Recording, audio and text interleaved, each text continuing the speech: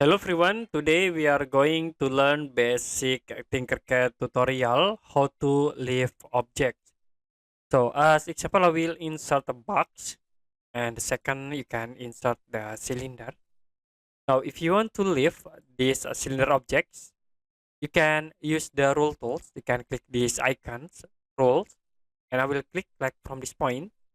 Now you can select the cylinder object.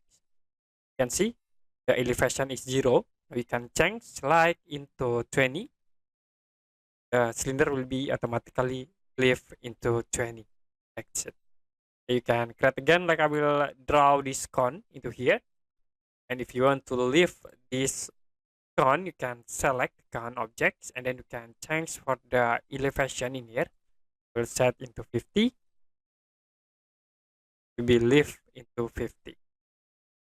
Okay, that's it for basic TinkerCAD tutorial, how to lift object. If you have any question about tutorial, you can comment below this video.